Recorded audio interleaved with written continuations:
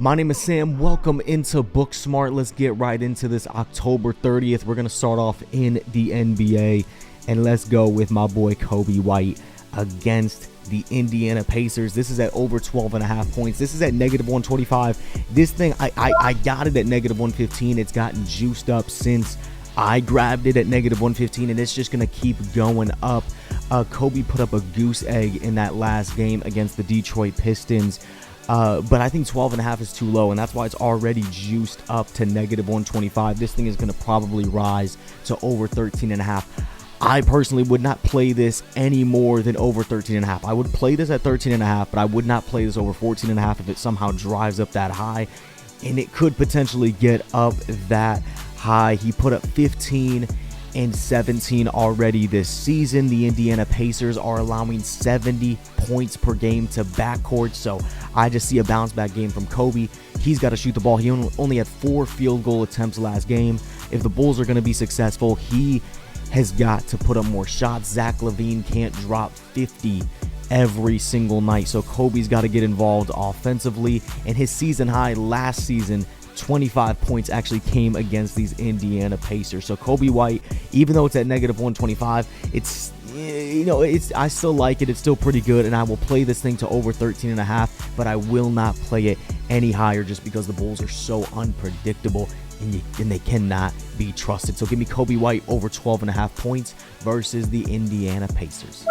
Let's move now to Detroit for Monday Night Football between the Raiders and the Lions, and this is a no-brainer bet, bro. I don't even know why this thing is at plus juice, but we got Michael Mayer over 2.5 receptions versus the Detroit Lions.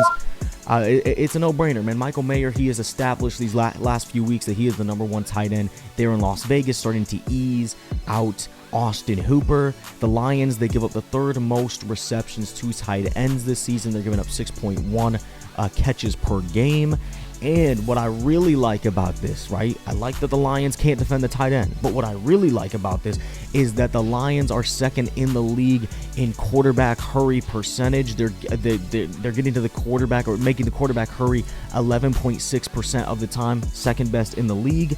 And on top of that, so with the Lions going to be attacking this Las Vegas offensive line, Mayer is 4th on the team with a 7.7 average ADOT and a 6.3 yards before catch, which isn't a heck of a lot. So what I'm thinking is going to happen is there's going to be a lot of times that Jimmy Garoppolo is being pressured by Aiden Hutchinson. He's being pressured by this Detroit front, and he's going to have to dump it off to Michael Mayer in the flat, because Michael Mayer, a lot of times he's not running the longest routes. He's going to be able to sit in the flat, and there's going to be a few times that Jimmy Garoppolo just dumps it off to him, and maybe because a lot of what Michael Mayer does when he gets decent amount of yardage, it's yak. It's coming after the catch. Detroit's not giving up a bunch of yak, but they are giving up the receptions, and I think there's going to be a lot of times that Jimmy Garoppolo is feeling that heat from the Detroit Lions defensive line, and he's just going to dump it off to Michael Mayer. So I think he reaches this over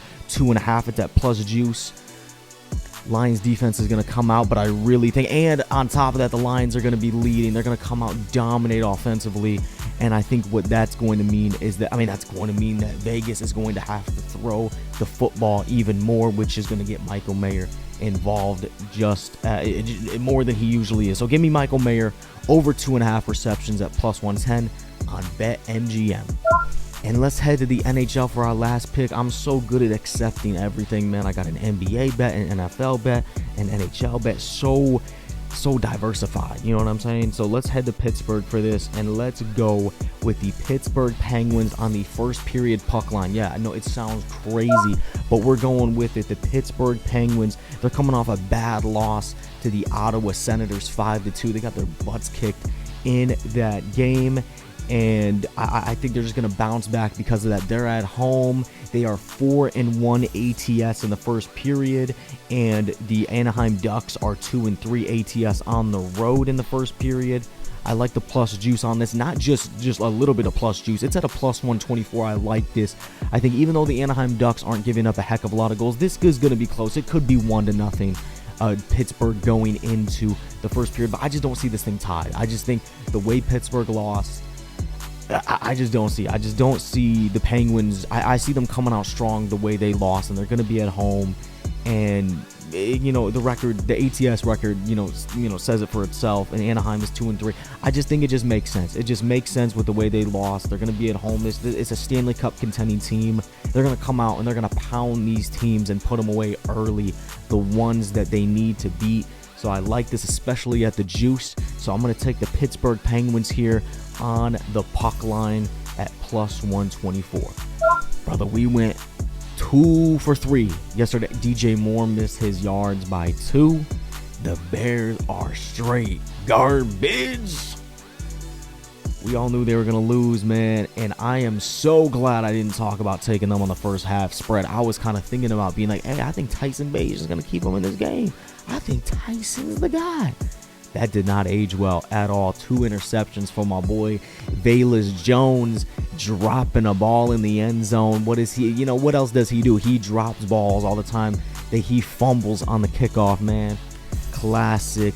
Bears cannot find that quarterback. But hey, we're going to maybe find it in the draft. I know we say that every year, but we're going to find that new quarterback in the draft. You know what I'm saying? So, and then he's going to end up getting in there. He's going to suck because we don't know how to develop quarterbacks. And then, he's going to end up going to another team and being successful. And then we're going to be looking in the draft again because that's what we do. It's a hamster wheel. So anyway, though, these are my bets for October 30th.